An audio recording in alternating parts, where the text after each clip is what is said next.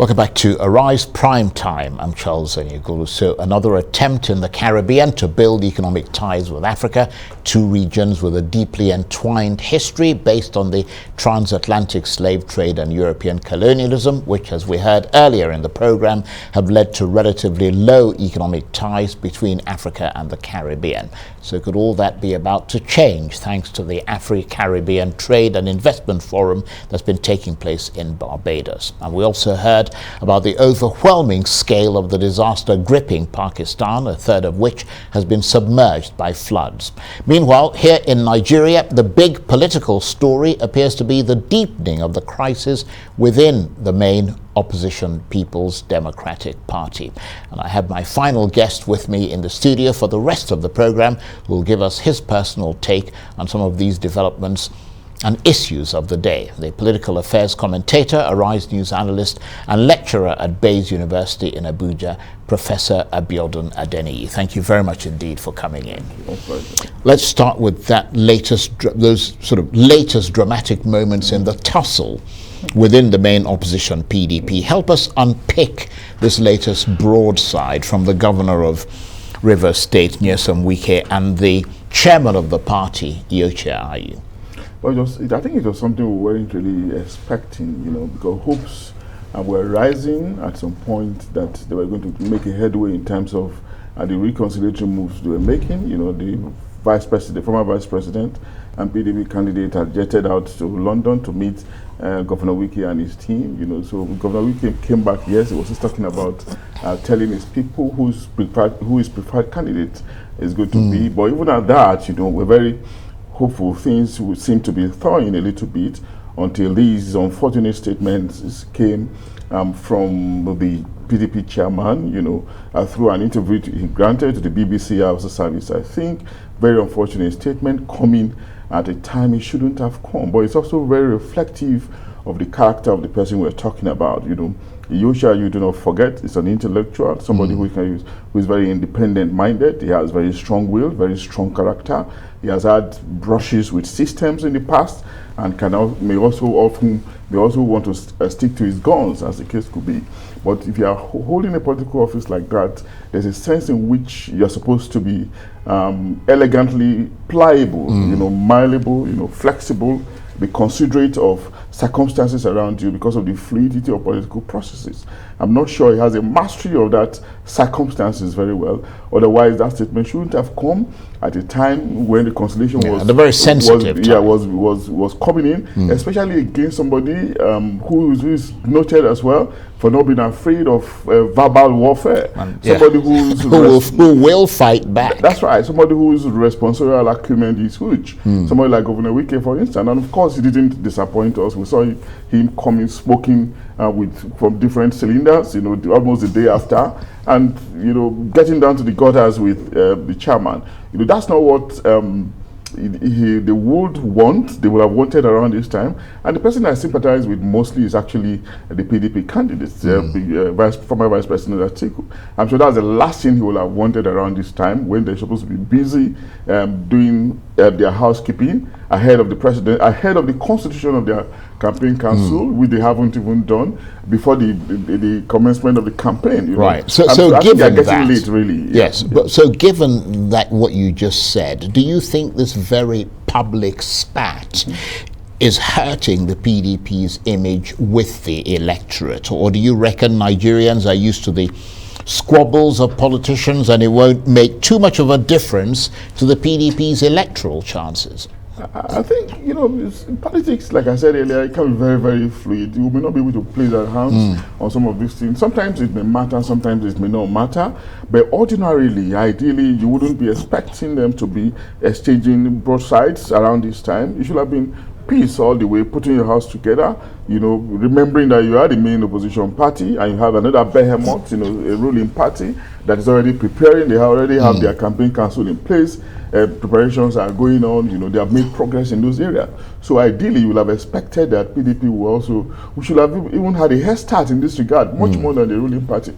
But now you are in disarray. But each time we heard their chieftains speak. They will say, anytime they talk, they will tell us that, well, everything is going to be peaceful at the end of the day, that it's a family affair, but it's looking otherwise, as the case could be. And I think that it's high time they got this done with, so that we can have a robust election, robust campaign before the main election. They should also remember that there's a thought force, like we keep saying, looking around the corners and dangerously so, angling, to upstage the apple carts. And PDP might just step be into the the breach, basically.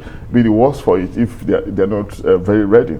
And just staying with that political theme, the Nigerian political theme, looking ahead to the elections, we've just seen in Angola, UNITA challenging the results that declared the MPLA the winner. They're going to the Constitutional Court. The result was the closest ever in Angola's history, just over 51% for the MPLA, nearly 44% for UNITA.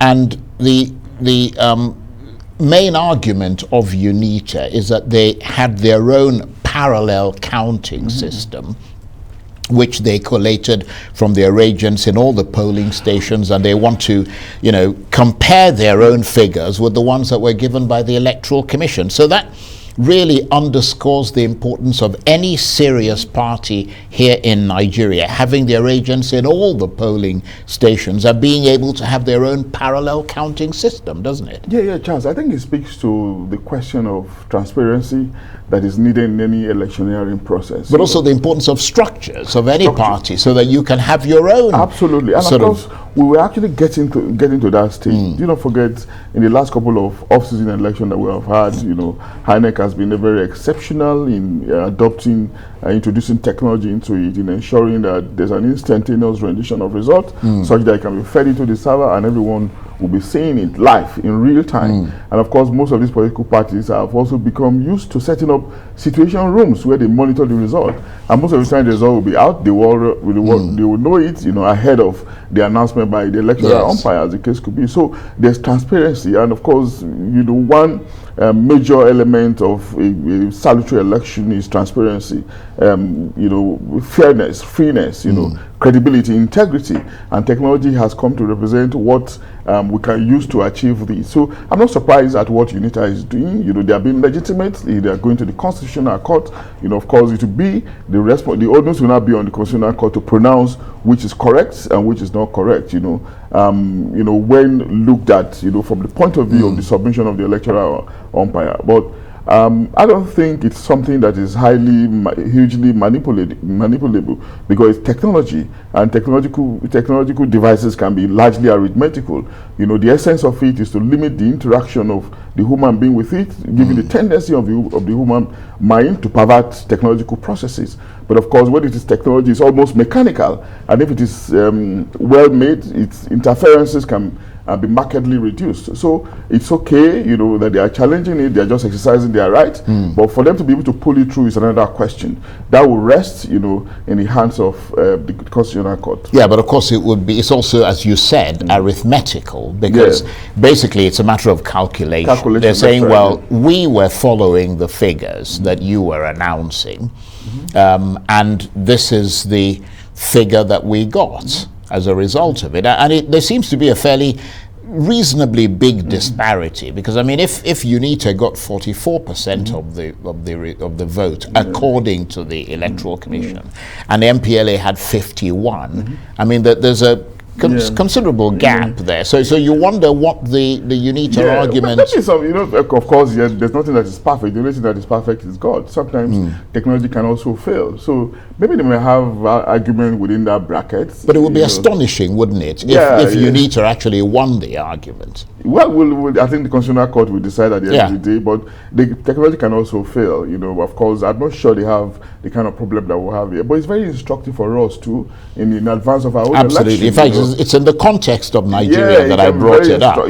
Excellent question. Very instructive for us, because there might still be room for losers, to raise arguments around the imperfections of technology, around the fact that power can fail. There might not be network in some places, recognizing the fact that you need network to connect with the server, and for people to, and hoping again that there will be an obstruction in the ability of situation rooms, to view the result that they are being as they are being uploaded onto the INEC server, eventually. I want to thank you very much indeed, as always, Professor Abiodun Adeniyi, the political affairs commentator, Arise News analyst and lecturer at Bayes University, Abuja. That's it for this edition of Arise Prime Time. Join us again next week from me and the entire team here in Abuja and around the world.